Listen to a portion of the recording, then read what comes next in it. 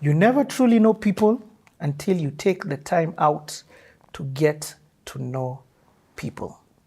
Those 20 years that Rina has been in the industry, there's a lot that has happened. Some that she's spoken about, some that she's not. You have done your time, Rina. When I call you an authority within the conversation around money, and that is wide, from savings, investment, and a whole bunch of other things that you're going to talk about, I say it because you truly are. And I truly am honored that you would give this chair, give us the time to share your life story. And for that, may God bless you. May God continue to affirm you. May God continue to protect you from the evil one. Let's continue with this story. Where we left it off, you're about to meet your hubby, and you met him in, and I like how what you did by mentioning Michael and Paul Oyera. Peter and Paul. Peter and Paul. Michael is part of the family. Yeah. For just the impact that they've had. Yeah. A lot of people stand on their shoulders. I like saying, there's a rap I had that says, potholes filled up by those who came before me. Mentor, big brother, man, props to Kanji, because Kanji filled up the potholes for me in the music industry. You and all these greats who are with you at that time, including your hubby, were the ones who are filling up the potholes for people like Crazy Kena and a whole bunch of others who are now in this theater world. Those numbers are not just coming into those places. And it's important that this generation understands that people toiled for them to do what it is that they're doing now. So yeah, let's continue this conversation. You and him start calling and having conversations. How does it go? Yeah. At this time you're at Mavuno. Yes. Was I? When you came back from Australia, what church did you? So Regis Baptist Church. Oh, okay. So Mavuno came later. Kanji is my very good friend. And Regis Baptist as well. Regis Baptist as well. And so he moved from Regis Baptist to Mavuno. And he was like, Rina, you need to come to this church. And I'm like, what church is that? Just come. And he kept saying, just come. And so I eventually did. And I went into Mavuno. It was like church like I had never experienced before. It was so... whoa, after traditional sort of church, it was the church for the unchurched. And so it was so much fun. It was filled with many young people, and the sermons were really relatable. And I just was so excited about this church. I got everyone that I could to know about Mavuno. Come to church, let's go to church. So I started going to church, but... here's a photo of me and you, service leading. Okay. You see that skinny looking guy? That's where I got to meet you. Yes, that's where we met at Mavuno. Yeah, so got to Mavuno a little later. That was 2008, I think. That's when I started going to Mavuno. Okay, so let's then go back. Okay, Alan. Yeah, so met Alan in St. Mary's, but didn't really interact really well until Sterling Q after university. And then after Luanda, just sort of hung out a lot and got to know each other. My friends used to ask me, June. So, and then eventually started dating. And then 4.5 years later is when we got married. Oh. It took a while. And I remember it was 4 years in, it was 4 years in. And I was just like, by the way, this guy, it's taking long. So were you feeling that pressure? It wasn't pressure. It was, what are we doing? Like, I mean, see, we like each other, yes. Does he tick the boxes? He does. So what's the problem? And I remember getting to the place where I was now getting frustrated. I'm just like, okay, I'm done. I'm getting older. I think I had just celebrated my 30th birthday. And I was like, this thing doesn't seem to be going anywhere. Because it was over 4 years. And I remember writing to a friend of mine. She was in the US at the time, one of my other best friends. And I said, don't call me after this. Don't write to me.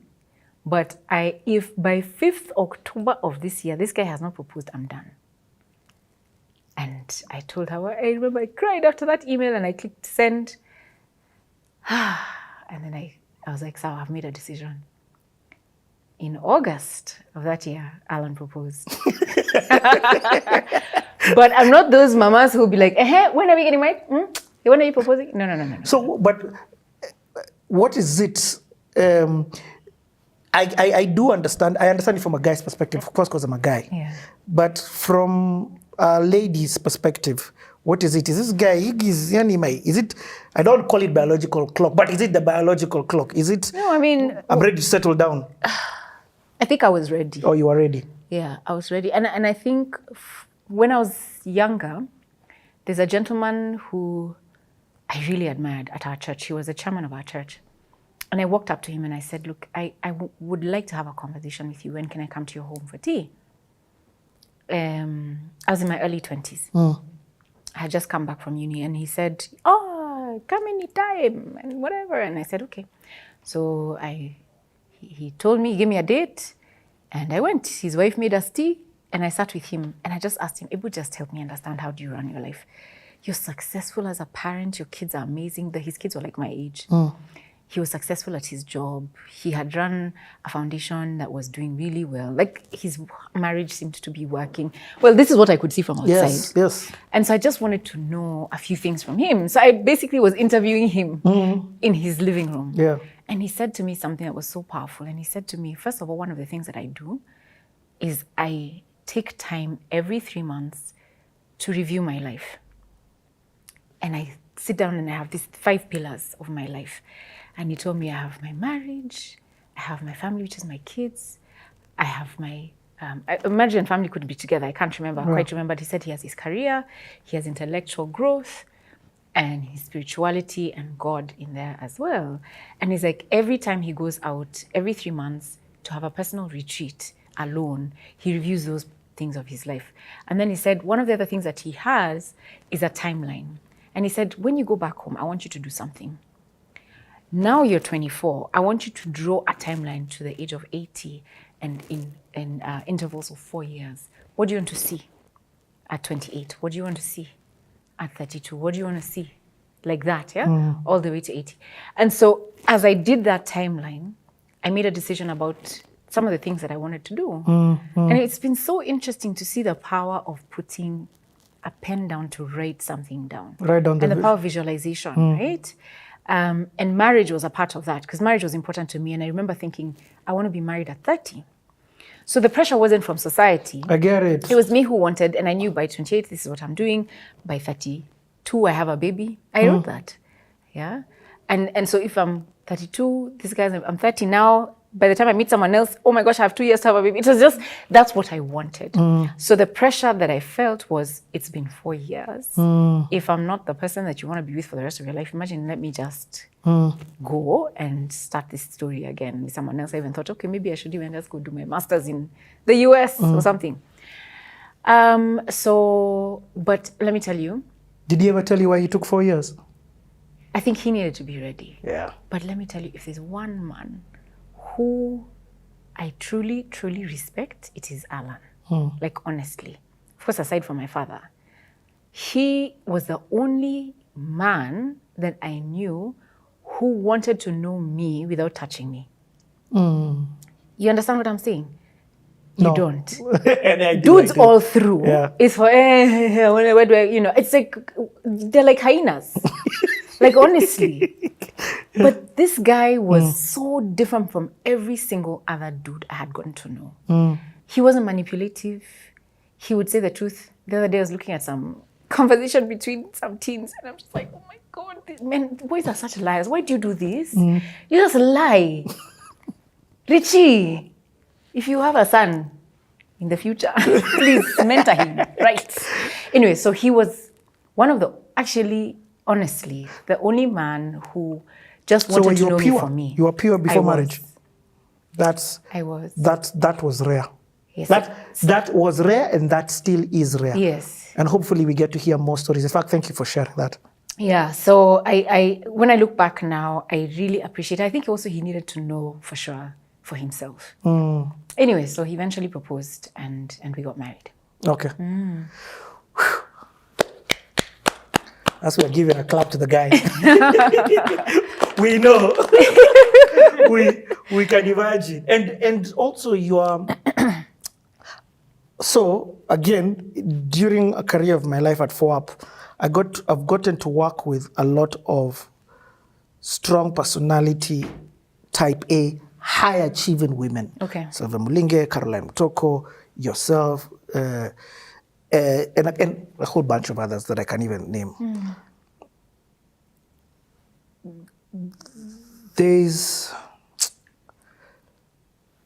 I don't want to say that they are rare, but I want to also say that it takes a different kind of man to be able to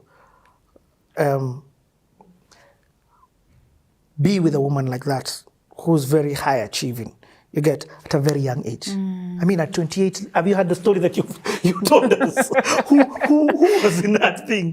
Do you get what I mean? Yeah. So I say that to say that Rina, you are doing things, moving and shaking. You are selling Q, but then you've got 2 other jobs that you are handling. You've already set up this business. You've already got, you are achieving a lot. So when I clap for him, it's to still treat you right and for that marriage to still be going on.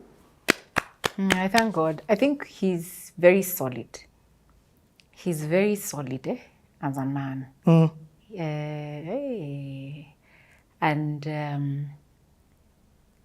yeah, I think the presence of God in his life. Yeah, that's like kind of test. He just, he knows who he is. He knows what he's about. Yeah, so that helps. Okay. So again, I'm going to keep going back to this career that you work. So when you're now in these 4 years, when did you get married? What year? 2008. 2008. So at that time now, have you gone fully into FIDA? I was in FIDA from 2003. Full time? Full time. Full time, huh? Because of course after the Sterling Q dropped, that was a box that you ticked. So Sterling Q lasted quite a number of years, by the way. No, I mean, sorry, after Luanda. That was Yes. After Luanda, I was like, I think I'm done. You're done with the creative, eh? Not with the creative. I think I was just done with theater. The long nights. It was getting hectic at work as well. You know, IPOs started to come. IPOs, initial public offers, where companies would issue their shares for the very first time. We had Kengen in 2006. And it was like, oh my gosh, we were spending nights in the office. So work also started to get really busy. Who was doing what you guys were doing in terms of IPO, in terms of, who are your competitors? There were many. I mean, we had Dine Blair, we had Sterling Standard Investment Bank, we had Sterling Capital for a season. They closed and then came back. We had Francis Drummond. There were many. And there was another one called Solid Investments, which became, I think, NIC, then became NCBA. Yeah. So there were many. There were many. Okay. And in terms of advancing your intellectual, I heard you say you did your CFA. Yeah. How was that? It was an interesting season of my life. And what year was this? Is it still before? It was after marriage or before? After marriage. Oh, after marriage, eh? It was before. Yeah. It was before. It was before marriage.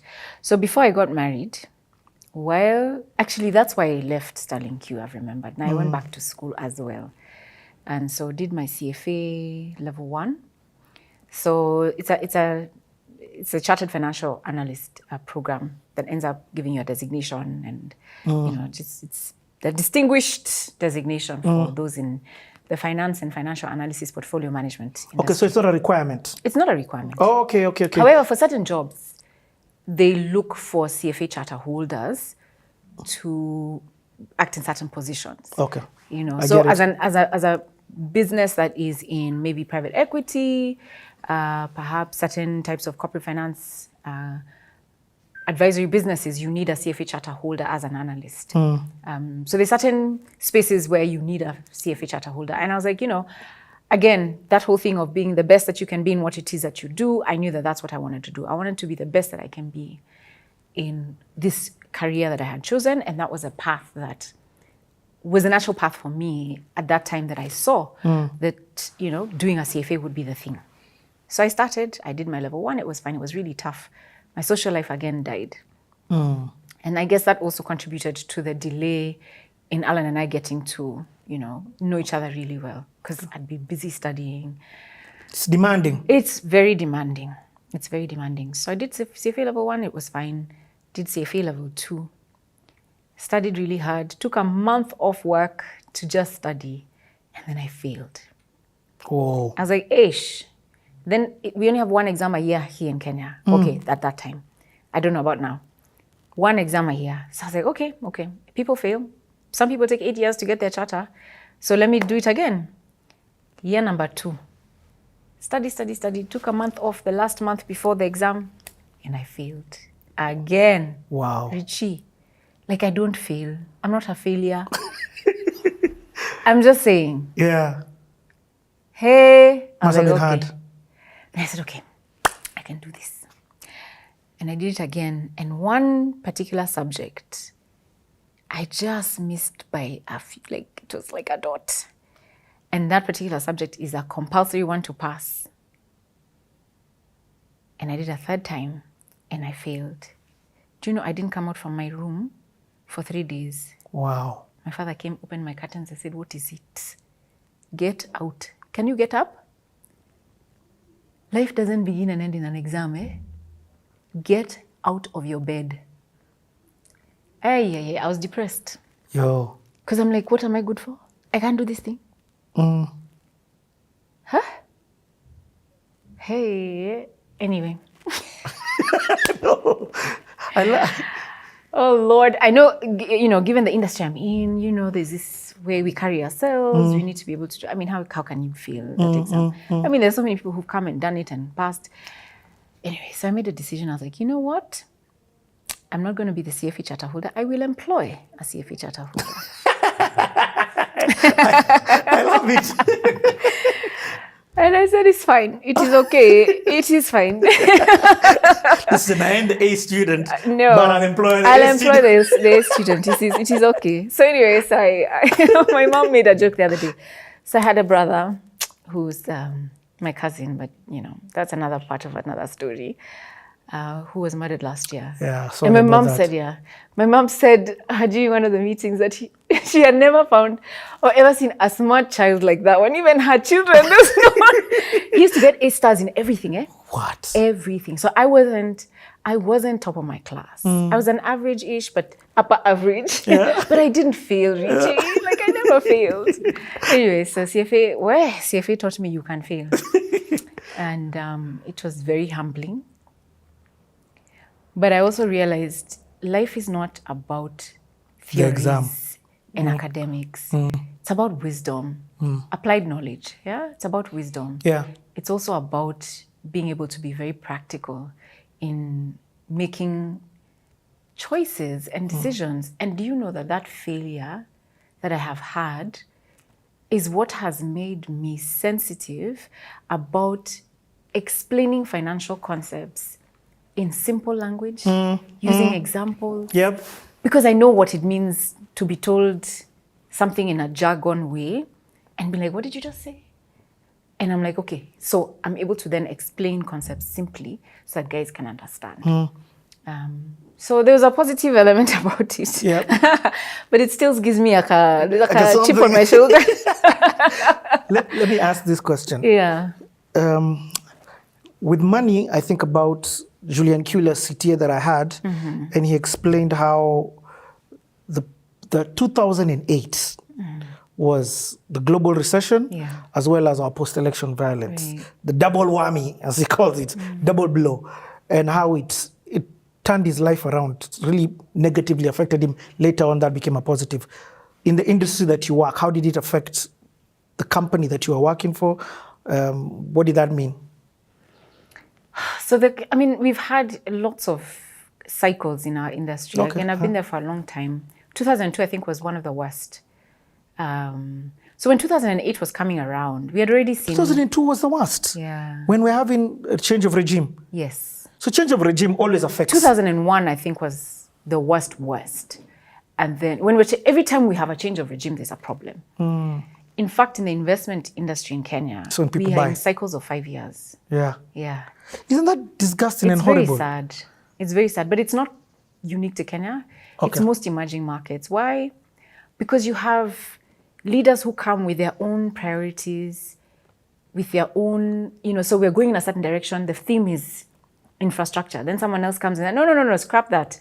The theme is now agribusiness. No, scrap that. Now it's going to be housing. Oh, no, scrap that. Now it's going to be, oh my gosh. 5 years is such a short time. And it's not 5 years because it takes them a year to settle in. And then the next 3 to put in place this thing, and then the last year they're politicking. So it's a mess for us. We need long-term thinking as a country. Even as businesses, we need long-term thinking. The moment you start thinking so short-term, then you deny yourself the opportunity to grow meaningfully. Yeah. We need to be able to catch on with certain trends and, okay, is that what we're doing? Then let's complete the projects and let's see things through to the end. Even if I'm not the one who had the idea, even if I'm not the one who started it, I can be the one who finishes it. You know, like the Bible says, Apollos did what?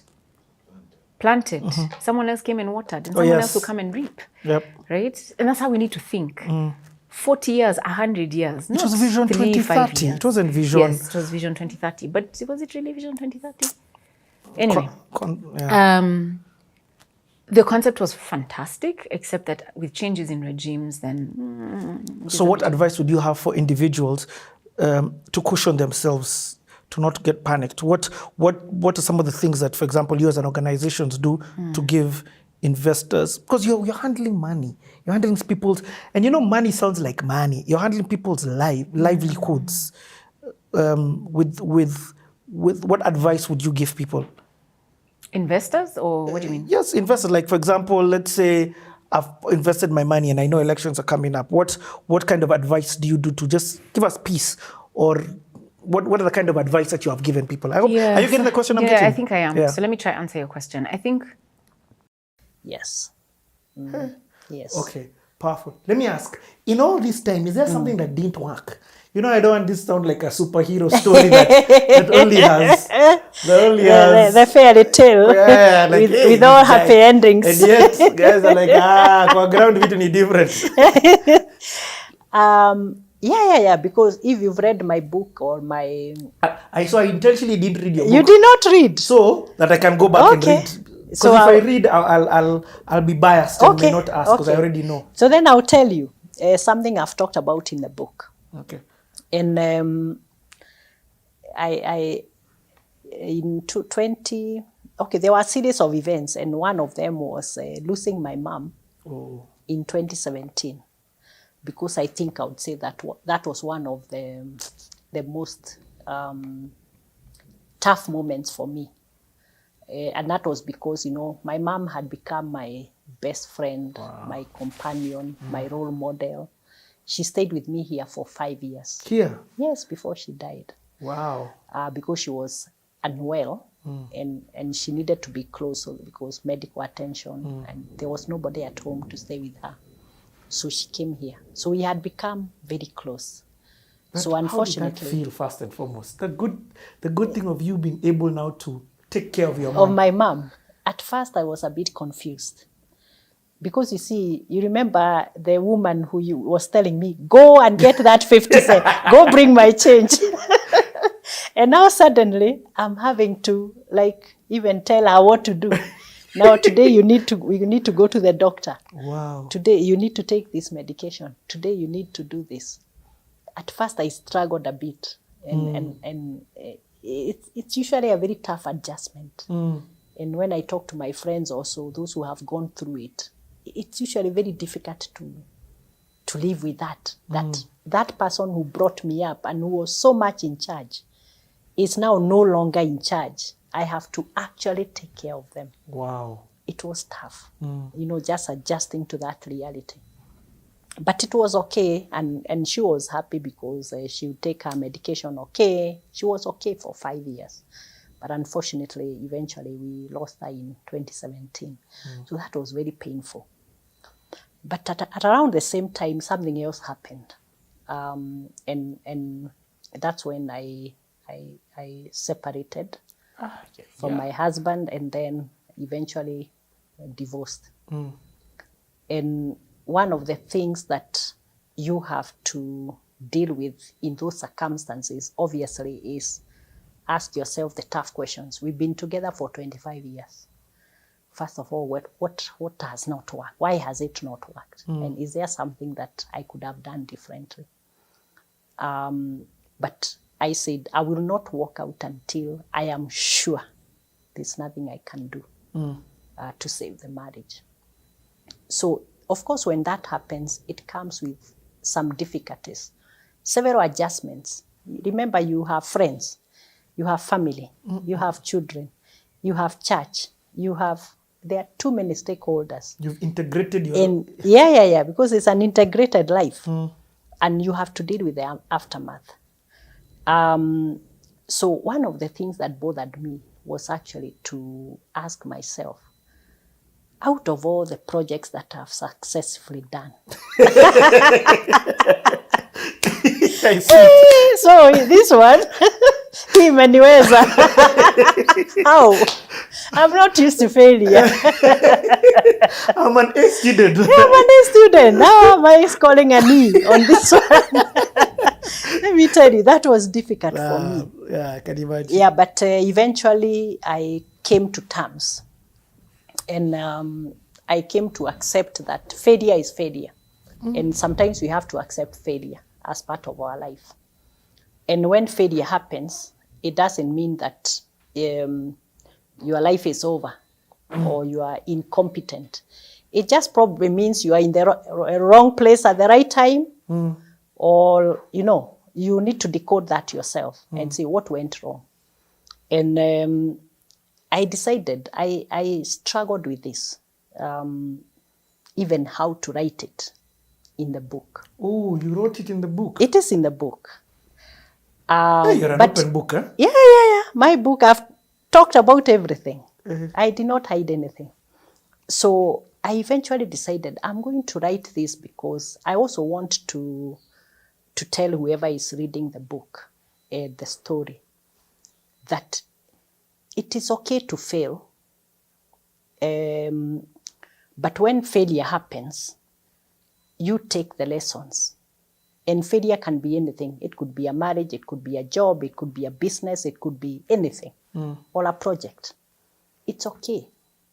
Now, what would be the problem is if you do not take the lessons, learn from them, and either decide, I can do this again and do it differently. Some people have come up to me and told me, my marriage failed, so I'm feeling so depressed now. What should I do? And I'm telling them, we have also seen people who have failed. And on the second attempt, they have done very well. And I'm also telling people that, marriage is the best thing that can ever happen to anyone, any two people. Remember, it's also God ordained. It's also in the Bible. And the Bible talks a lot about it. So it's a good thing, but it's a mutual relationship.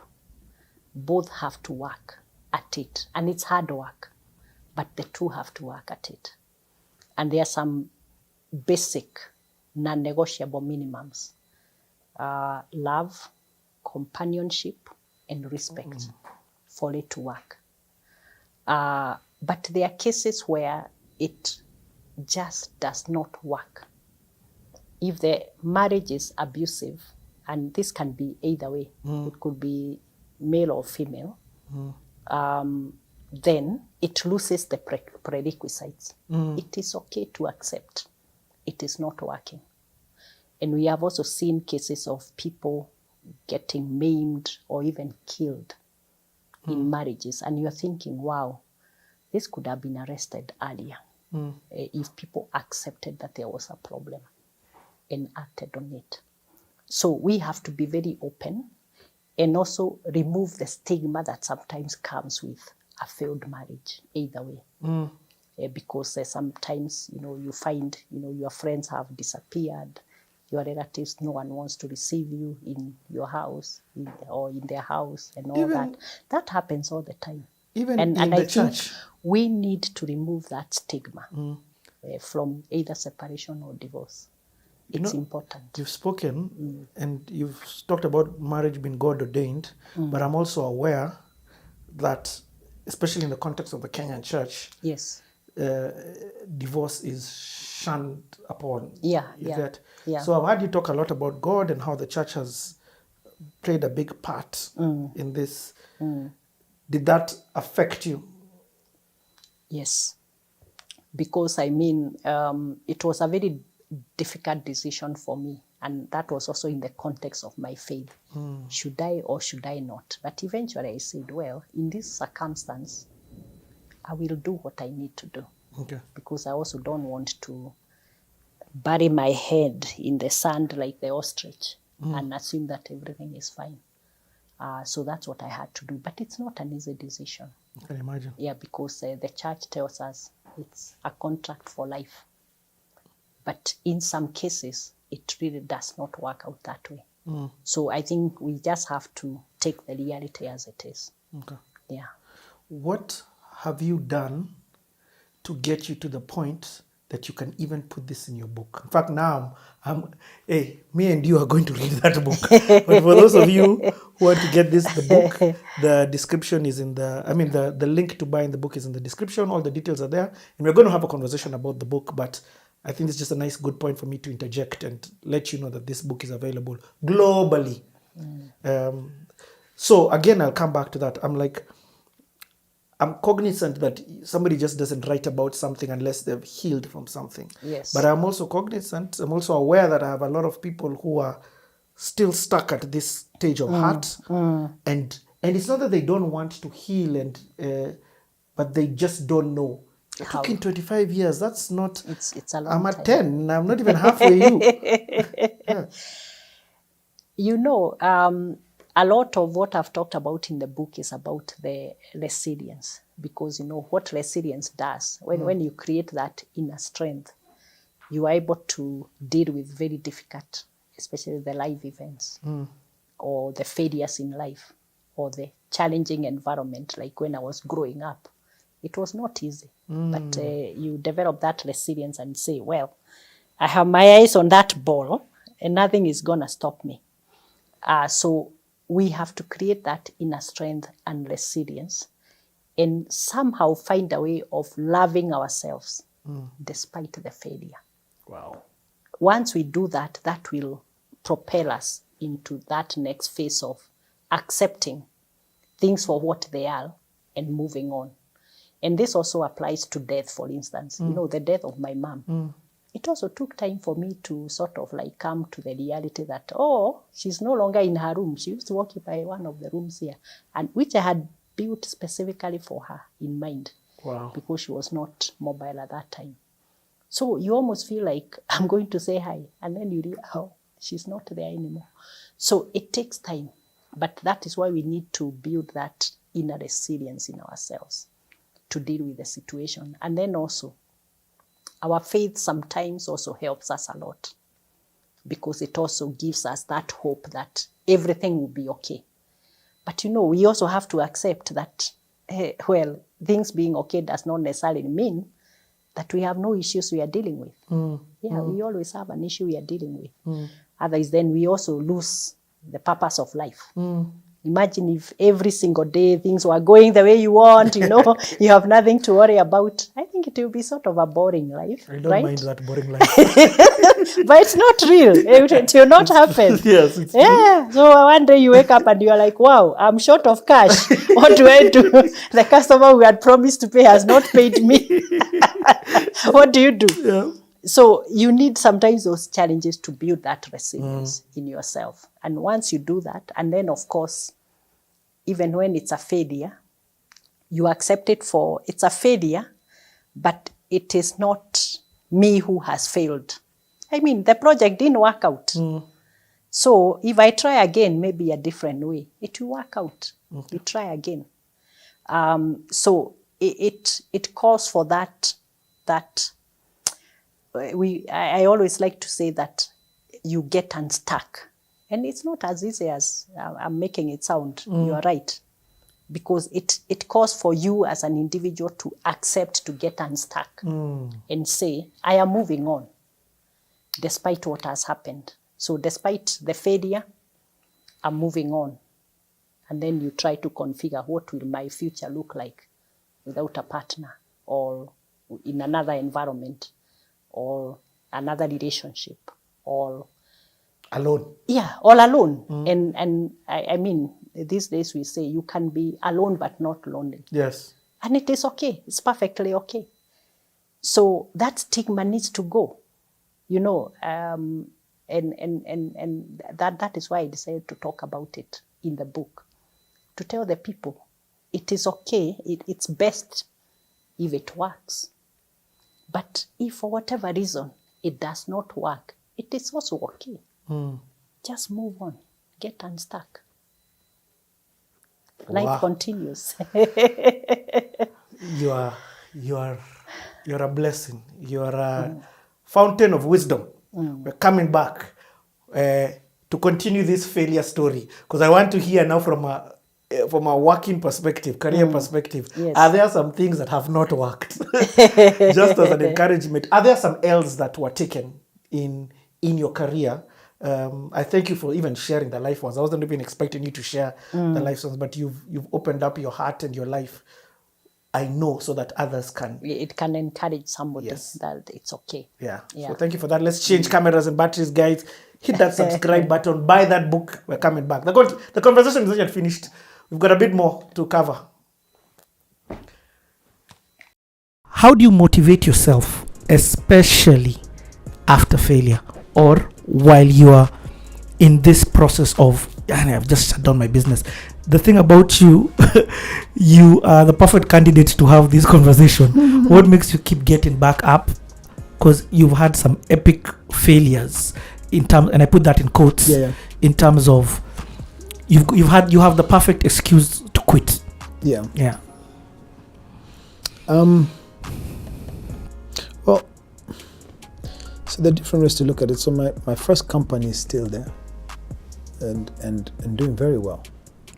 I'm not a part of it, but it's there. There were good lessons to learn there. My second company is still there. It's actually growing, right? And the third company is here. Everything has been a step in the right direction, right? Are there things I've tried and the timing was wrong? Yes, I tried farming, the timing was wrong. But as far as how to stay focused, I have an end game. I have an end game in mind, and that end game is I will build a unicorn. That's my end game. I love that you're saying it even before it's done. Yes, I will build So right now, currently, you don't have grace and God's help. Yes. Yeah. Currently, I don't have. Currently, as we speak right now, you don't have a unicorn. No, I don't. Yeah. Not yet. Yes, and that's important to say, because somebody watching this in 2060. Let me tell you something. I have a friend who went to they put together this amazing thing. There's a board I sit on, and they have this Harvard class, and one of my friends went, and she came back last year but won, and she said she was the she was the MD then, and she said, Julian, it's interesting that in this class of people who've built unicorns, there are people from all over the world in this Harvard class, and I want to demystify something. So unicorns are not in tech necessarily. You can have an agriculture unicorn, right? It's about the value of the business. And she said it's interesting that a lot of these people built their first unicorn in their early 50s, mid 50s and early 60s. Then their second unicorns also in their mid 50s and early 60s. And some of them, very few of them, in their late 40s. I want to remove the notion in our minds that everybody's going to be a Mark Zuckerberg. Not everybody can build $1 billion organization at 26. So first of all, that's you can count them on one hand. Yes, that's a misnomer. It's not the norm. It's an anomaly. It's an anomaly. It's what you wouldn't count as normal. The real normal thing for people to reach that level of business is in their late 40s and their 50s. So first of all, everybody stop short-circuiting process. Take your time. Yes, do what you have to do, and what you have to do quickly, do it. But take your time, because you're going to have to do the time. And these were guys from Brazil, Mexico, America, right? Spain, different parts of the world. And they were there. And they've built unicorns. Some of them are on their third unicorn, right? Because at some point, building the next one, once you've built your first unicorn, the next time you announce I'm starting a company, you have funders from everywhere wanting to back you. So it gets easier. But the first one, and the first successful business in terms of, even now, I've raised money because my businesses were not They were successful. Hey, Richard, you don't build a business in 28 markets as a joker. You don't. You don't. It takes everything. It takes a lot. I had an amazing co-founder. We built this thing together. It is tough. So as I build now, I have experience. Now, right now, as I speak to you, there are people inviting me to 10 countries. I'm not interested. I'm saying I'm focused on what I know is going to work. What I know is going to work. They're already inviting you to scale to 10 business. I have thorough invitations. I could be in 10 countries if I wanted to in less than 6 months. That experience will never, ever disappear. Are you with me? With you. So the thing is, I motivate myself by staying true to the cause of what I believe I was called to do. First, I was called to help settle people, change a narrative on how housing is viewed by people. The same way that they got a cell phone into a watchman's hands, I think there's a day it should not be a testimony to have a basic need. House. Like a home. Right? As far as access to credit and access to finance is concerned, it should not be punitive for a person who is not in the top echelons of society to access credit. They should not be punished for accessing credit. It should not be a punitive cost for that person to access credit. Are you with me? With you. And therefore, in looking at what's the value that drives the things you do, if there's value, if there's a value system, the rest will organize itself. So stay true to the cause. I am constantly going back to God to help me rediscover me, becoming more self-aware, becoming more sincere with myself, and also exposing myself to the right material to read, the right material to, and also the right people. That's actually a very important piece. So you meet amazing people in life, but I'm making investments in very particular conversations and types of people, and that helps me grow and stay sane. And I keep at my true fundamental, which is I'm teaching the word of God, and I want to be the first disciple of everything I teach. Yes. I'll stick just one more time on this failure, and just because I'm thinking of an entrepreneur whose business may have shut down, or COVID may have even ended it. Emotionally, I love the fact that you've got this focus that probably drives you. But how do you get out of the emotional? Because that's now the killing point, to be honest. It's devastating to lose something you've worked on for long. It's devastating. You can lose your mind. That's the truth. You can lose your mind. You can lose energy to wake up. In fact, at that vulnerable point, many people make very desperate mistakes. You'll find that's when people will go try out tenders quickly. Just seasoned entrepreneurs, you'll start wanting to do crazy things because now you're trying to make up for loss. And that's a moment of a thorough sanity check, because it's devastating. First, you get filled with a lot of fear. You get filled with anxiety. But I want to tell people this, and this I've seen it happen. Please don't lose your sanity. You don't have the luxury of going nuts. The only way to recover is to first make sure you don't go nuts. So first you have to keep your sanity. Whatever has happened, it's gone. Keep your head focused, because if you don't get back in the game, you're dead. Number 2, don't try to do something you're not good at. The thing that failed is probably what you're good at. You gave it enough time, it was gaining momentum, something happened that just crushed it. There's a treasure in there. You go back fishing in the same lake, right? Jesus told Peter to go back fishing. He didn't question him. He was an expert fisherman. But he said, I've toiled all night, nevertheless, at your word, And he went back to the same lake to fish, and this time he caught.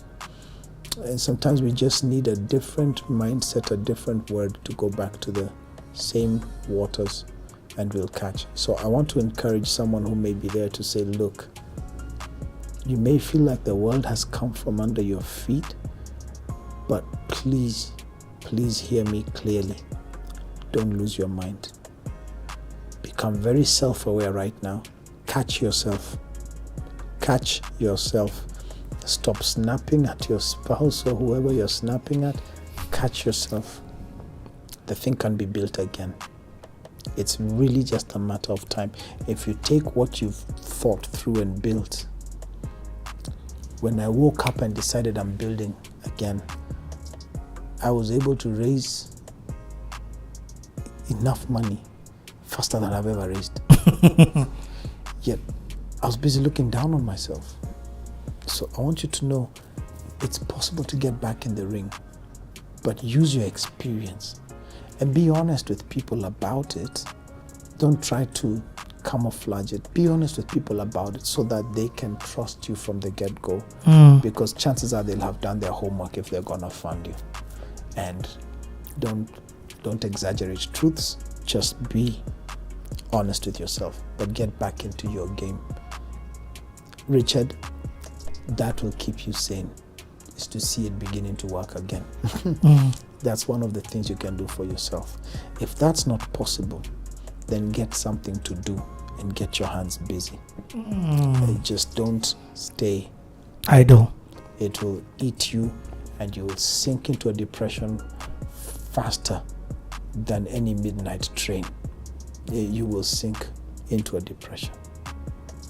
Don't play with this thing, it'll kill you. And by the way, 5 years can go just like that. Just like that. You can be idle for 5 years and not realize, and your flavor will no longer be as appealing. When you come back, you'll be talking a very old game when the world has moved on. So the longer you take to reinvent yourself, the more stale you're becoming. The world is moving at such a fast pace that you can get stale in a year.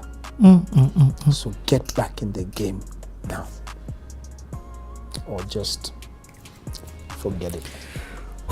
This is definitely the last question, man. I feel like this masterclass has definitely been what it is. Yeah. This class in session on business and on entrepreneurship and raising. You've been asking me 2 questions for the last 10 questions. No, this is the last one, I promise. This is the last one.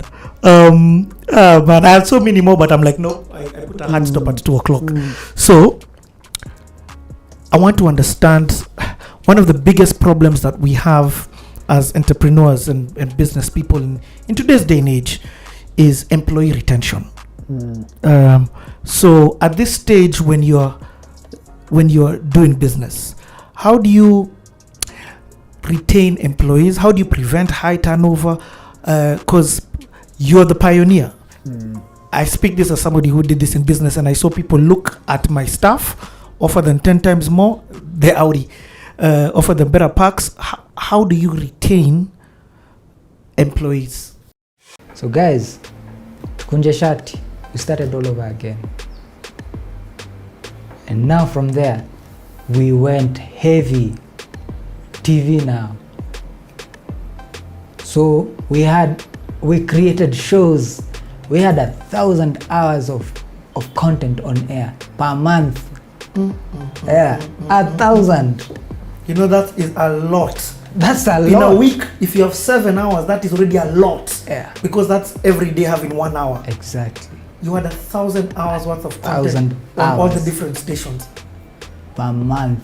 We had What are some of the example of shows that you had? So we had Password. Password, by the way, was like about 2 hours, or more, if not long. Yes. I remember it was longer. It was so long. I used to wonder, this thing is long. Yeah, it was long. It was longer than the beat, because my reference was the beat there. Exactly. So we were twice the time, because it became a hit. And it you was were being 1 hour. paid. Yeah.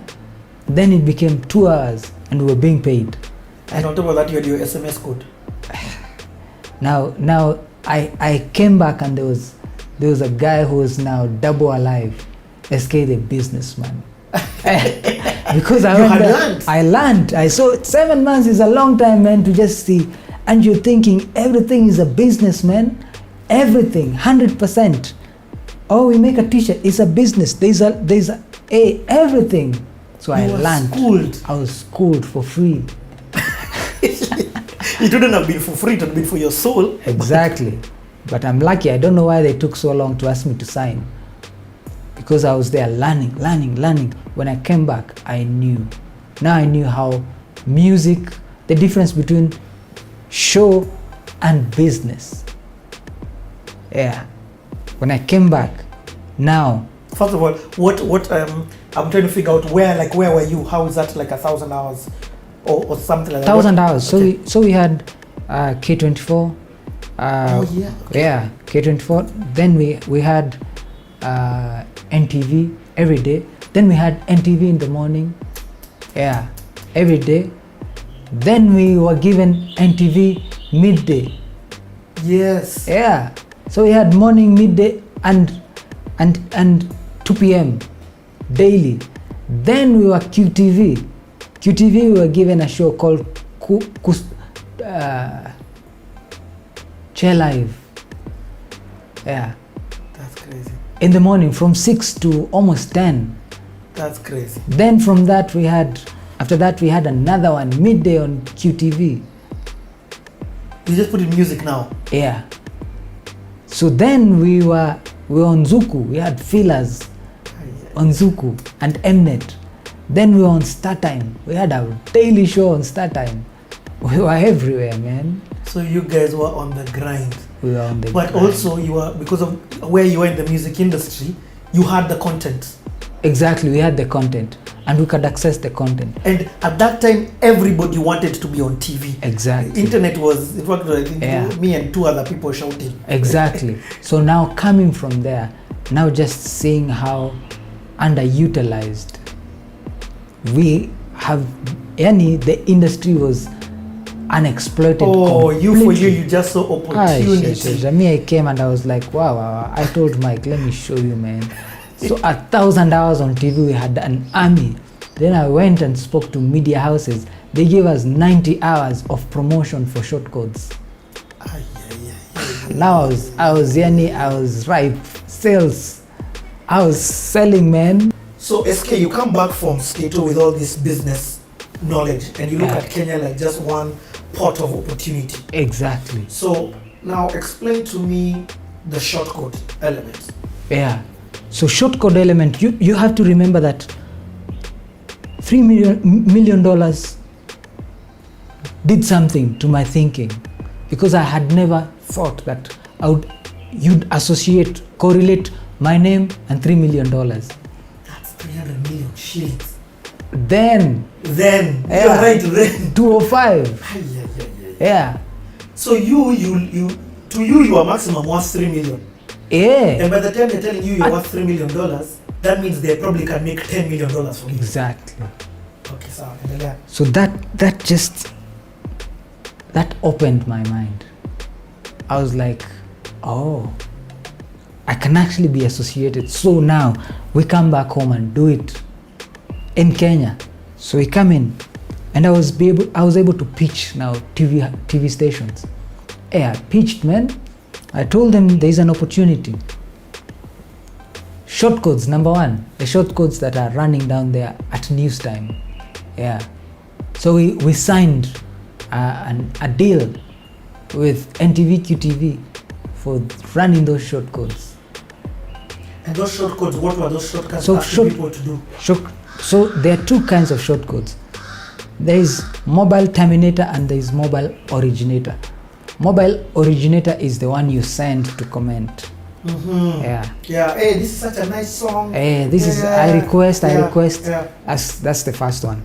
Then there is mobile terminator. Mobile terminator is now we play a song and we put a code on the song. So now, as you request for the song, when it checks in, you can buy the song. Oh, I get. Yeah. And where were you? And where? So like, is it like Skiza tones and things like that, or But were people buying from your platform? Exactly. You created even the We platform. created a platform. Yes. So you are in an essence a skeezer. Exactly. So wow. Okay. But for okay, download, I'm understanding. This is crazy. So people, there's two ways. A song can be playing, and you can send an SMS, and your comment. And you say, I want to big up or yes, my friends. Yeah, my thingy. And you'll see your text, and that's hype. That's big. Yes. Yeah. So that was one. And maybe they pay 2 shillings more. And people were doing that because when they were doing that, there was a fee, a premium fee. Yeah. So every time they did that, there was a cost for that. And now there's this other one where if you want that song playing, exactly, send an SMS here and it will be downloaded and sent to your phone. Exactly. So apart from that, now there was another one for content. So for people who are keen to do business, now we were doing motivational quotes for business. So you subscribe on that and we send it to you automatically every morning. So this is then. Then I sat down with pastors, sat down with almost all the churches, man. I told the churches, now, pastors, you have an opportunity to now continue the sermon through the week via SMS. And make revenue. And showed them the revenue models. And now pastors got their congregation in. And subscribe. And in the morning you get a message from your pastor, a verse, whatever, encouragement. And it was automated because it was a subscription. Exactly, mobile terminator, MT. This is Sakata Mobi. That's Sakata Mobi. We formed a special purpose vehicle, Sakata Mobi. Does Sakata Mobi still exist? So Sakata Mobi, so we evolved and sold. You sold Sakata Mobi? Yeah. And you guys were doing that well. So can I ask for how much? You don't know to say. It's okay, I understand. We didn't sell it for much because we sold it late. We sold it when the industry was dipping, when that SMS we had some issues, and those issues didn't give us good. So the issues were, it was taking too long for us to get a license for this. So, and we knew, I'm telling you, the wave for this thing is now. If we chill, the wave will die. There's something else coming. Yeah.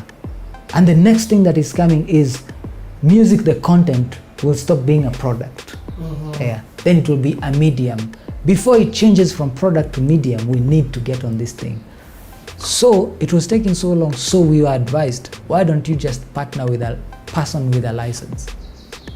So we partnered with someone with a license.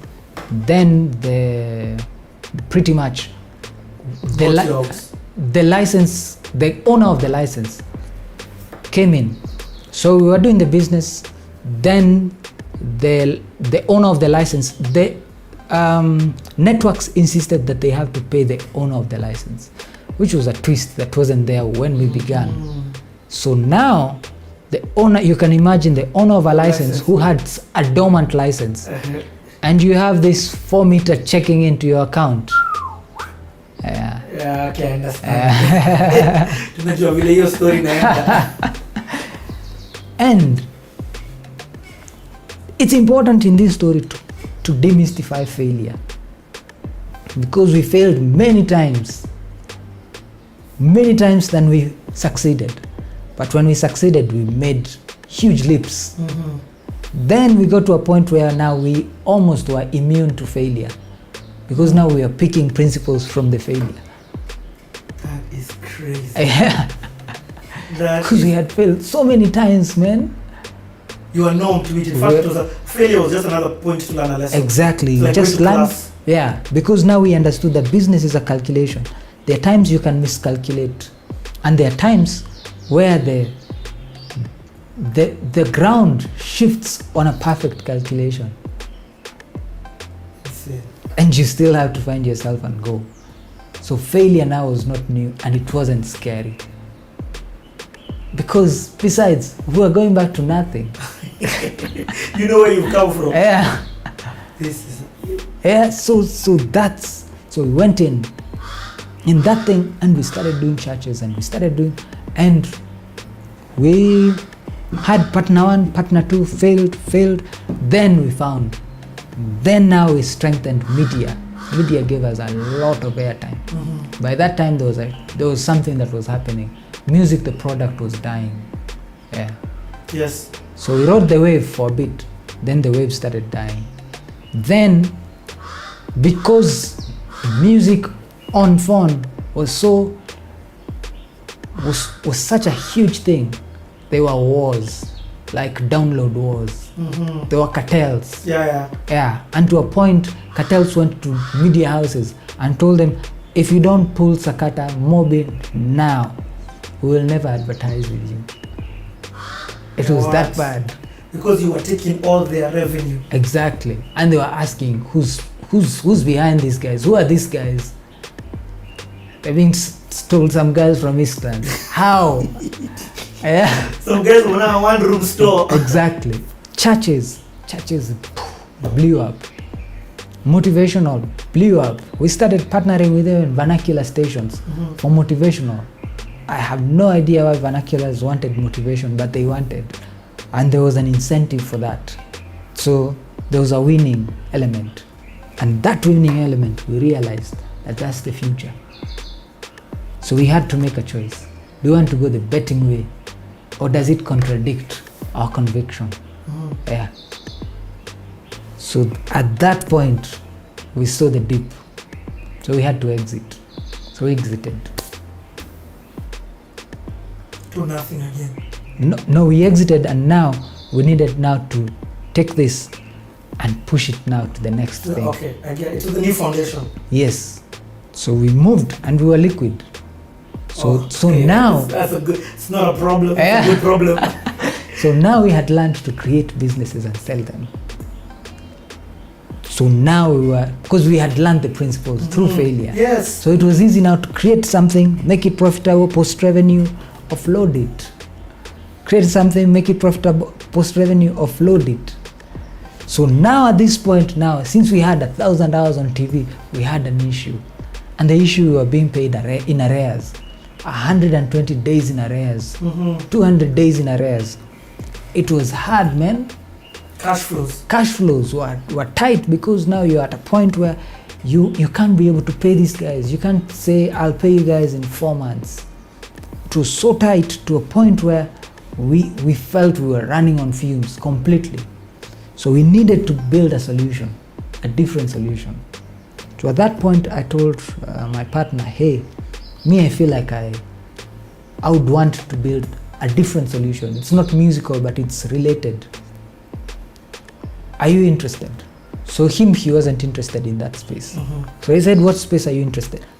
I told him, I've done a research and I'm looking at all these producers and they're being paid in arrears.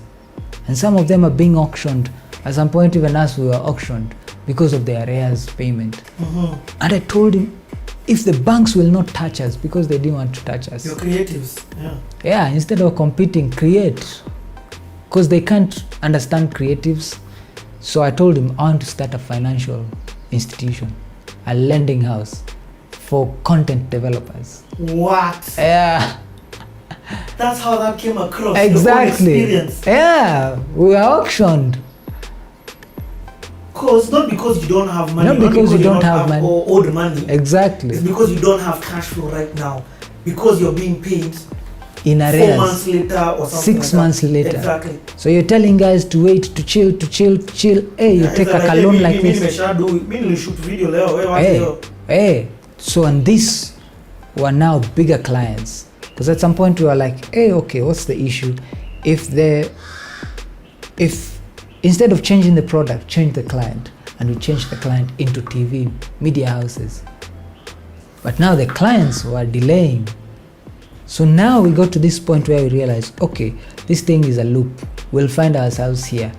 We'll probably be auctioned again. Or because now the people who you were lending money to were not paying you back. The people we were producing content for. Yes. The media houses. Yes, were delaying you. Were delaying us. Payment, yes. So then you get a small loan to pay these salos before you're paid. Yes. But before you're paid, this guy for a small loan has come to chotter you. Exactly. Yeah. So you're like, this thing is not adding up. Banks, give us An overdraft, nothing. Nothing. Who will touch us? No one. Can you pay us sooner? Z. Yeah. So we are on our own. So instead of competing, create, man. So I told him I want to create a financial institution, a lending house for creatives. So we created a company called Time Capital, and the slogan was, we buy you time.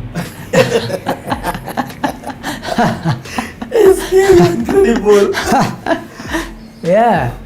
So we called all content developers that we knew. Yes. And we told them, ladies and gentlemen, behold, a bank For you that is willing to shake hands with you. So my wife was in the insurance world. So I told her, man, there is an opportunity, Bana. Come over, let's do this thing. Hey, she's looking at it, she's saying, it makes sense. So I skizzy her until she said, Kweni, how much do you have? I told her, I have 10 G's for now, man. Just come. That's my seed, Bana. Just come over, man. So with time, pole until she said, by the way, I've seen you do stuff. Yeah. It starts from nowhere, but I see it go somewhere. And how long had you guys been together? When did you meet up? That was now about 2011. Uh-huh. As guys were married 2011. Okay, nice. Yeah. But when did you meet her? Hey, I met her from Molo, man. Oh, so she knows everything. She knows all these stories. No, she wasn't there. But the thing is, remember my dad was planting churches? Yes. So one day he planted a church and we moved into Molo. Oh, and it happened only. Hey, only neighbor. Eh? So, yeah, so. Okay, sir. So she comes in now. So much later, yeah, we meet again. Where? In Eugene, man. You guys are funny. Okay, sir. So you met your wife in UG. I met her in UG. The Uganda I had vowed not to ever go back to. So we come back and we said, from the last incident, that we said, we'll never go to Uganda, man. Uganda didn't treat us right. So one day I get a call from UG. I'm like, Uganda, man. So I linger it for a few times. Yeah. So then I pick it. I just say, let me pick it. So this chick is calling and saying, I'm calling from Uganda. Do you remember me? I'm like, I know. Yeah, the only guy I know from Uganda is Exodus. Yeah. He's the only guy I want to remember. Yeah. So she said, I used to be your neighbor. Where? Molo. Who? Mercy. What? Yeah. So now I'm like, hey, okay, she's saying, okay, I'm coming to Kenya, I would want us to link up. Hey, I'm like, hey, the last time I saw her was in Primo. Yeah. So, yeah, so she comes in, says, I want to meet you because I've been sent. She was studying in UG. So I've been sent by my campus to come speak to you. So of course we hang out, and I'm like, hey, yeah, hey, I know you, man. I see, as an investor. Yeah. So she's telling me, Bana, I want you to come to UG. Hey, I'm telling her UG haiwezi. UG haitaweza. So she said, you'll have to come, even if you'll have to come for me. Hey, libidi nienda UG, man. Why did she want you to go to UG? Makerere. Oh, so Makerere, a gig. You guys are just... Yes. Yeah. Hip hop. Hip hop was there. Michelle and exactly. And Bupe. And before you guys was on, I think. Yeah. Then they needed me to go. Yeah. So I'm like, UG, man. Anyway, if it's for you, yeah, itabidi nikam, man. And the rest of the history. Rest is history. So that's exactly how. So now, okay. So now I call her into insurance. So I call her into this. She says, I'll take a risk. I'll come in. So I told her, I'll give you a job, man. You'll actually be the CEO of this thing because you're in the finance space. Hey, okay. So she comes in, 10 G's, we buy a desk and a seat. It's over. So I'm asking, how do you feel to be the CEO of this thing? She said, me, I'm just feeling unemployed, man. Yeah. So I think I did a gig. Yeah. I got some money. I put it together. So at this time we were making some money, and from TV as well. Yeah. So I put together, I could spare 100 G's. So I told her 100 G's, let's start. Yeah. If this thing works, then we are fruitful. If we are fruitful, we can multiply this thing. We can scale it. So we gave out the money. So it went. It came back with some more. It went. It came back. So I told her now. Now this is you lending to other people who are like you. Content developers. Creators, content developers who are paid after very many days. Exactly. And lending Zakata as well. Yeah. So Zakata was in the lineup. Yeah. Yeah, because they need that solution. Yeah. Yeah. So it goes, it comes back. So then I told her, okay, it's time. We need to structure it. So we called a lawyer, structured it for us. Then we called someone to structure the business. So they structured the board, everything, an executive committee and a team. So we said, first thing, let's look for the board. So we pitched and we got 5 board members. So they agreed to be in the board. When they agreed to be in the board, then we opened our doors for the very first time to private investors. For the very first time. So they give you money because they know they'll get a return. Exactly. And we told them, hey, there is an industry. This is a sector, man. This sector needs money. And look, here's records of what you're doing. Look at the demand of how much is needed. Content. For us only, this is how much. For these guys, for these guys, for these guys, the money that is being paid out to these guys is 100 million shillings monthly. Yeah. Content developers from one station. So we told them, there is a demand, man. And if we can solve this problem, we can give you a return on investment. And we promised them 20% return on investment. What? Hey. And we called these guys, we told them the money will not be cheap. They said, we don't care. You wanted? Yeah, we told them we'll lend you at 5%. Because we are buying our money expensive. Exactly. They said, we don't care. It's better than being auctioned. Exactly. Yeah. It's true. They said it's not... It's better than not having rent. Exactly. They said it's not cheap money we want. It's accessible money we want. You buy us time and we are set. So 100,000 became a million. A million became 10 million. 10 million became 15, 20. 20 became 30. And we were running out of money. Yeah. We're running out of money. We had a waiting list of like 200 people at all times. What? At that time, we were lending like 500 people. Hey. Then we... 50 G's, 100 G's here, 700 G's, in small, whatever. Small quantities. A guy wants 50, 100, like that. Maximum period they can stay with the money, 4 months, 120 days. Because that was the longest payment period. So that the money revolves because we don't have too much of it. Yes. So, yeah, we are running out of money. So we're like, how are we running out of money? It doesn't even make sense. Investors are happy because you're giving them their 20% return. Exactly. That's now we've given them 20% return for 3.5 years now. But we are running out of money. We're like, there's a challenge, there's a problem. So we said, why don't we speak to other lenders and get to know what are they doing because we are running out of money. So we called in lenders. Some people told us, you don't call competition, they'll take your market. They wanted our market anyway. Yes. Because they saw that... They're on the grapevine, they had. Yeah, they had that there is a hot thing here. So because they wanted our market, it was time to give them our market and switch roles.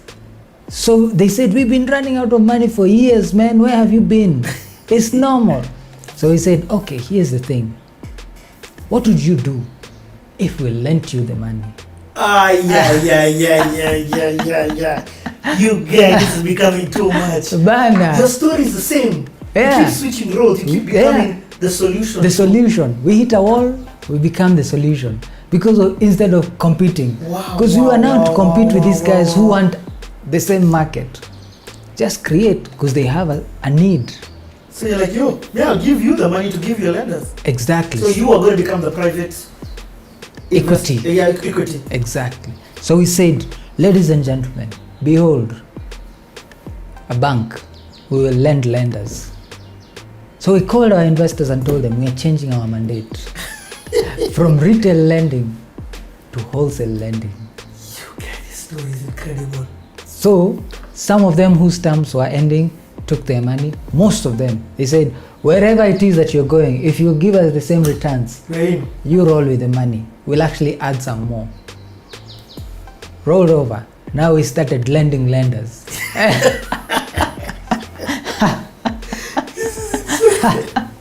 This is insane. Yeah. So now the money that we are lending about 500 people, now we were lending to 2-3 lenders. And all of a sudden we could breathe. Because you don't have to chase this guy defaulter, Exactly. this guy the other, go sell a car here, Yeah. this guy the other, auctioneers, nini. Remember when we were lending them 500 people, we got to a place we couldn't supply. We just called people and told them, guys, we honestly can't supply. We'll have to make the money more expensive. We'll make it 12% Guys are like, it's okay. a month. 12%. They said, it doesn't matter. Missing a door. Missing a dough makes no difference. I'm telling you, we're still running out of money. And you're 12%. 12%. A month. A month. I'm telling you, there is an industry that is growing. And the industry that is growing is informal lending.